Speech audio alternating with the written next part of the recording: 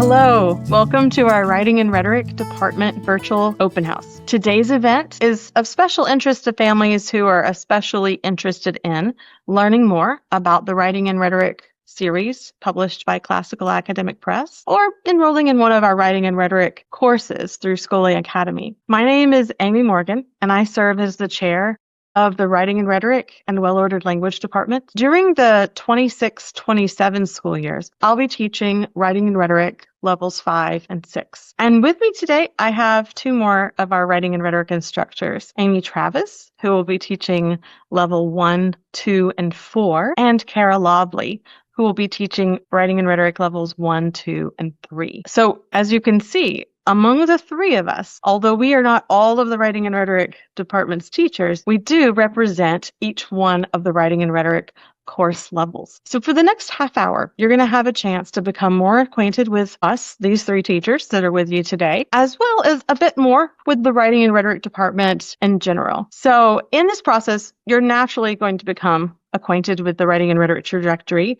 And speaking of that, before we go on, let me just clarify a couple of common misconceptions. You noticed already that we referenced Writing and Rhetoric 1 or Writing and Rhetoric 2 or Writing and Rhetoric 3. And let me just clarify that that does not simply mean book 1 or book 2 or book 3.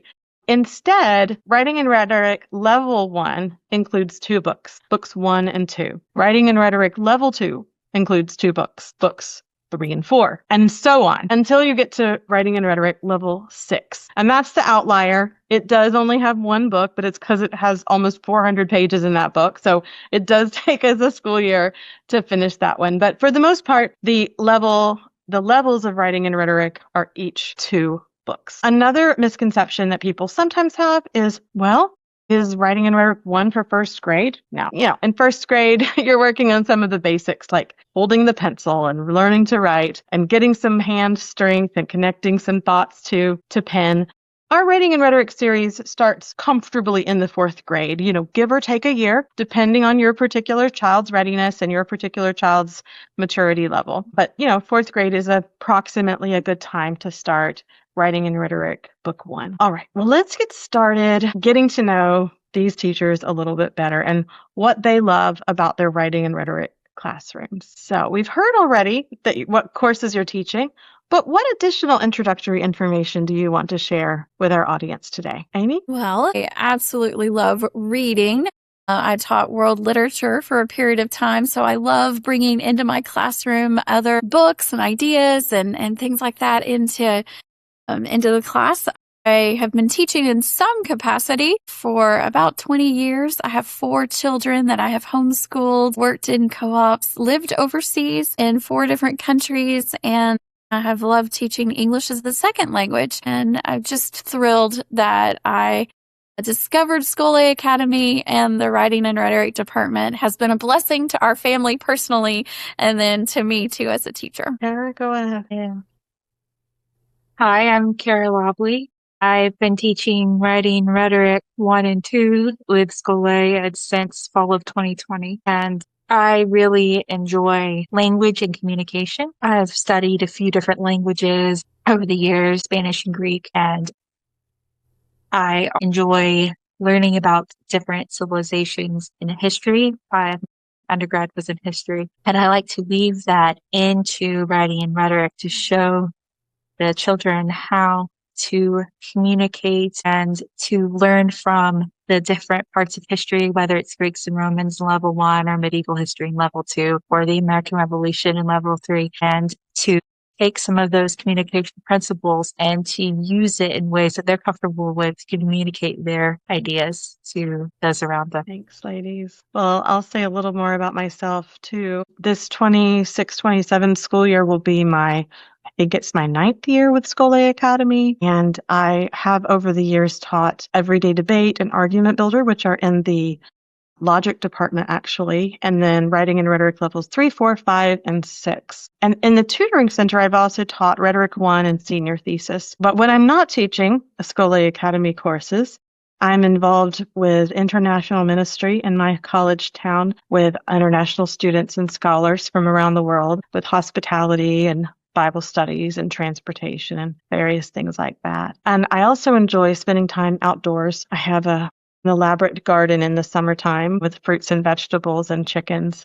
And we have some nearby state parks and local parks where I enjoy taking walks and hiking. Also, I guess my family is really musical, so sometimes I take that for granted as an interest because it's so much a part. It's like air, it's like food, it's like scripture. It's just one part of the basics in our household. But yeah, we also enjoy a lot of concerts in our area and just family music too. Right. Well, so that's kind of us, who we are in or outside of the classroom. But Kara and Amy, what are some of your favorite activities or memories or favorite features in, one or two of the writing and rhetoric levels that you teach? I think in a certain sense, Kara, especially, you kind of alluded to that a little bit in your, what more do people want to know? But you might have a special activity that you want to also highlight. So Kara, shall we start with you? Sure.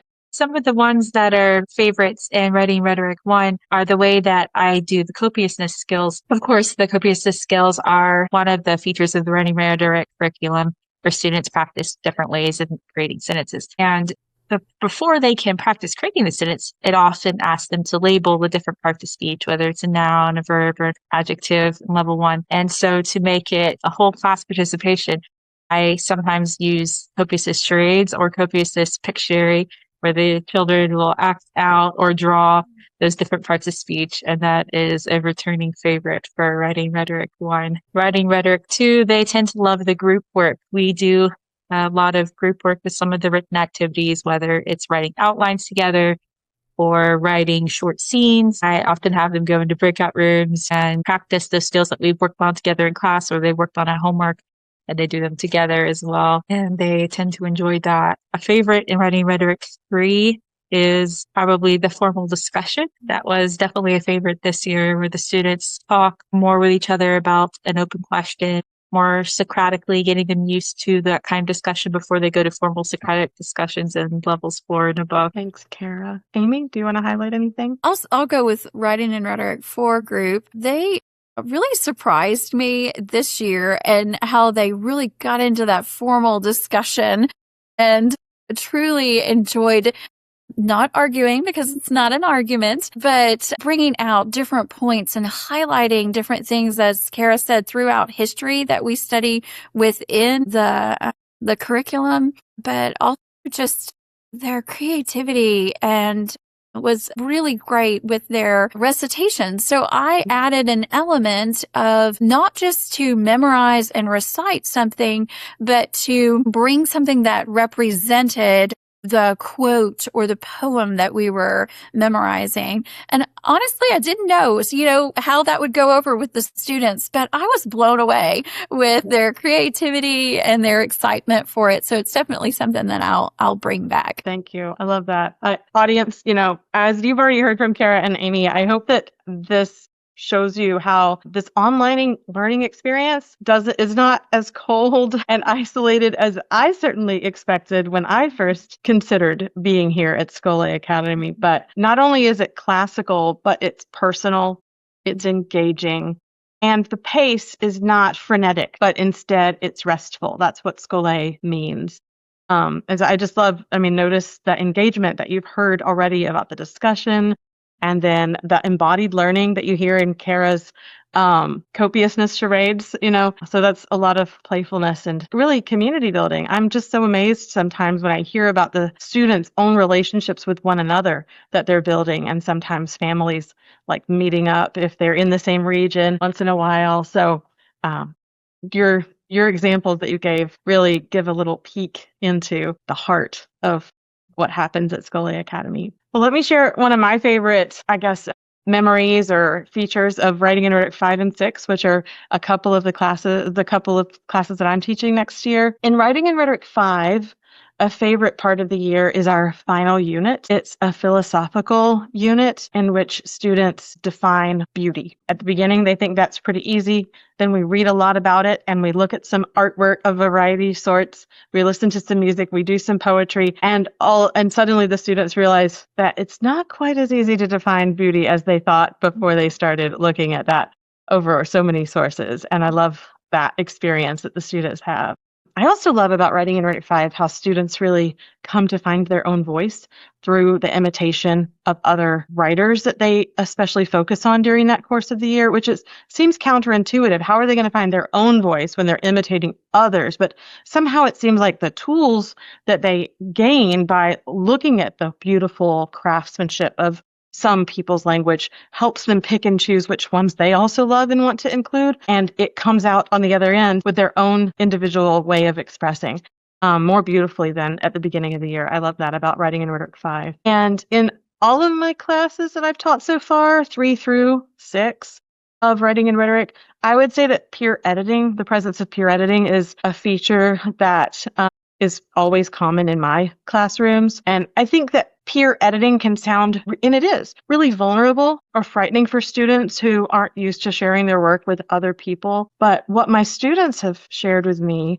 after, in the midst of and after the year has come to a close or approaching a close is that they've found that peer editing has turned out to help them build camaraderie with their classmates, that we really emphasize that every writer is a growing writer and every writer has something that they're doing well and something that they can grow in. So whether you're an emerging writer who's learning handwriting in those first years before Writing and Rhetoric, or whether you're a published writer outside of Writing and Rhetoric, everybody's still growing, So when we give feedback to each other, there's always something that's praiseworthy that we can point out. And then there's always something that we can share, tips that we could give about either errors or simply writing style. My taste would be that I would do this. And so that really gives students a flexibility and like a partnership of walking along this like growing as writers process with each other. But students have also commented, and it is one of my intentions, that as students look at their classmates'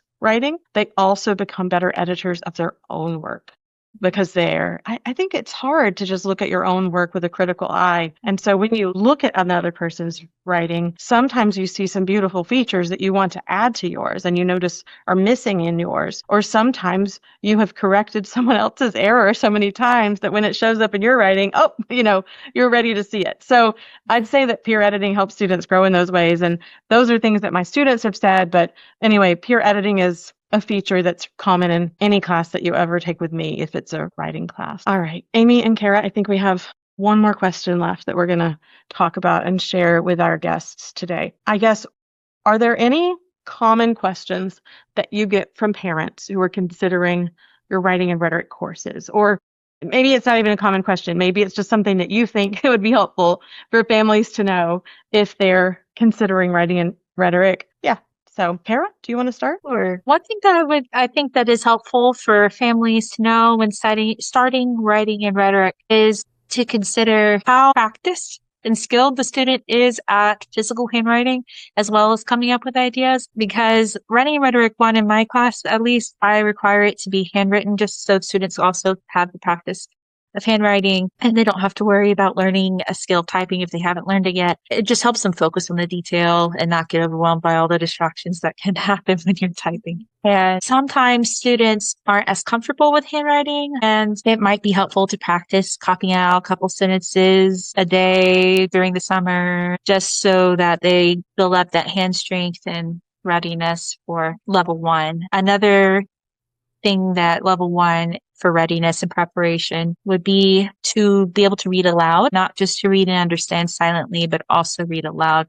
Because part of Writing and Rhetoric is also helping students practice reading their work aloud, reading some of the stories aloud, reading some poems aloud. There's a lot of reading aloud. And if students aren't ready for it, they can find that part of the course extremely challenging. So to also practice reading aloud, that would also be helpful.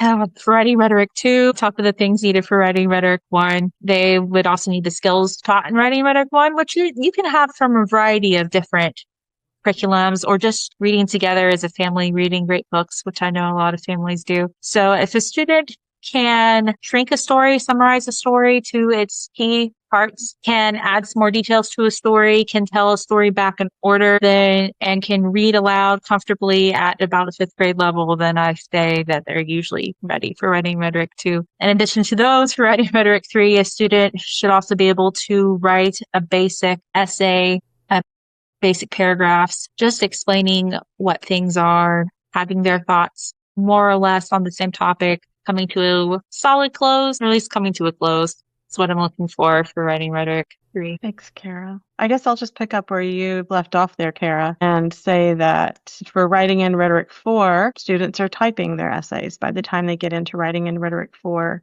A lot of times in Writing and Rhetoric 3, a teacher will require that they type their second semester essays. So it gives you the first semester to, help your student with some keyboarding.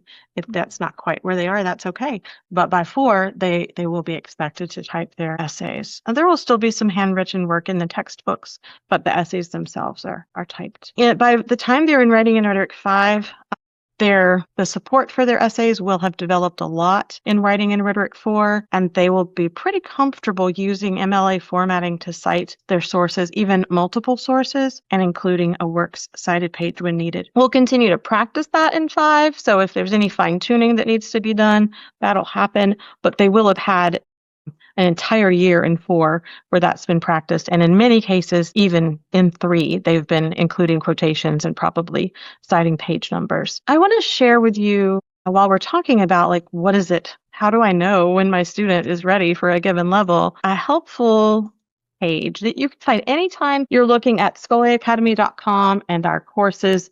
I just have it open to Writing and Rhetoric 1, but whatever course it is, 2, 3, 4, 5, or 6, if you scroll down to where it says placement information and click on that to expand it, then right here where it says learn more about Writing and Rhetoric placement, there's a really helpful sheet, especially for a family who maybe you're coming in midway from another writing curriculum and you're just wondering, okay, my kid is in 8th grade. We've done this, we've done that. Where do I start? Am I behind? Am I ahead? How do I know? And so each one of these kind of just gives a paragraph idea of the kind of writing that happens at each level or the kinds of expectations that are present for it. It gives you a good idea. Then you can make a guess and enroll your student. And then there's still a placement assessment that they will take or an enrollment evaluation that they'll take where their teacher will confirm that you've picked the right level for them to flourish and grow exactly where they are. And if not, then it's not a hassle to just move them up or down a level if the guess wasn't quite right on target. So this is a really handy sheet you can find. I guess another question that I get from a lot of families is about homework. And I guess it's really important to know that obviously it varies a lot level to level because we're talking about 4th grade through 10th grade, on all of these. So there's definitely a wide variation from beginning to end. So you should just ask the teacher that you're enrolling with what the pattern is for their class. In my classes, because I do teach middle school and higher, for all of my classes, I generally think writing is one of our core classes for your student, right? And so if we're meeting for classes in middle school twice a week, then it's likely that your students are going to have the equivalent amount of homework twice a week. And then Friday is like a bonus day. So if your student just happens to work a little slower or they just want to think a little harder about it or they have a busy week, then Friday can be there as a catch-up day or a polish it up kind of day for them to finish the work. Classes meet for an hour to an hour and 15 minutes, 2 days a week in middle school and high school. And so you could think that those 2 off days will have that much homework, maybe an hour or an hour and a half, an hour and 15 minutes on those non-class days in the upper levels. But that's different in Writing and Rhetoric 1 and 2. So definitely talk to your personal teacher about that. I guess also the types of homework vary from level to level, from course to course. But if you just think about the idea that the whole Writing and Rhetoric series is providing students with an opportunity to imitate other writing in their own path towards masterful writing, you're going to notice that whether it's a copiousness exercise, a sentence play exercise, a writing practice, commonplace journaling, memorization, or essay writing and revision, that's what's going to be happening, is that they have these frameworks and models that they're following all along the way, at whatever stage of the growth, that they're in, that's the kind of homework that they're going to have. It's going to be to help them move along on that journey.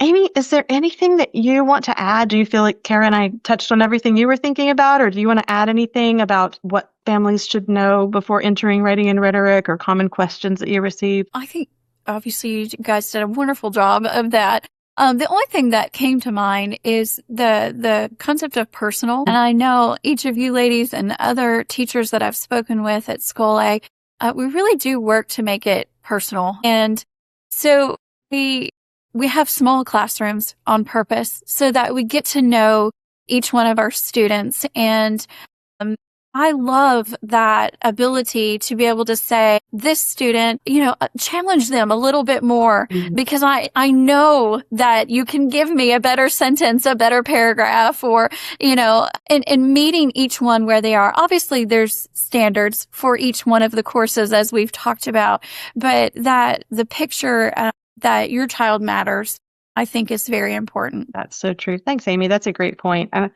I think in my classes, one way that really comes out is in the individual feedback that students get for their writing. Yeah, Amy too. Kara too. So I think that even though our instruction is taking us through this book, every student's writing is so unique that sometimes I have a student who could almost teach the class. Not really, but they're really excellent at what they're doing. And so the feedback I'm going to give them is going to be kind of above and beyond maybe what's expected in the bottom line of the course, because that's just how they can grow, where I can be like, hey, you nailed it, but how can I help you grow to the next step as a writer that you are? And then there's another student who might just be scraping the bottom and just doing the best they can, but like barely reaching the goals. And so then I might just give them some scaffolding or coaching to help them to get to that place, that everybody's headed. So yeah, thanks, Amy, for pointing out that the personal aspects. It really does show up in their feedback or in how we talk to them and encourage them as students in the classroom. Well, thank you, Amy. Thank you, Kara, for joining me today to exemplify part of the Writing and Rhetoric department. And thank you to our audience who came today. I hope that this did address some questions that maybe you didn't even know you had. And if you're interested in learning more about the Writing and Rhetoric program at Scholé Academy, you can look at the materials themselves at Classical Academic Press. There's student books, there's teachers' books there that you can look at, levels 1 through 11 in terms of book numbers. And then you can also go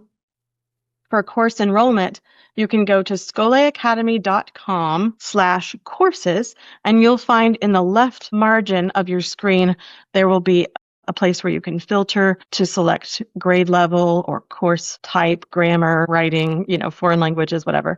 And you can look and find the Writing and Rhetoric programs there. So I hope this has been wonderfully helpful to you, and I hope that we get a chance to get to know your student.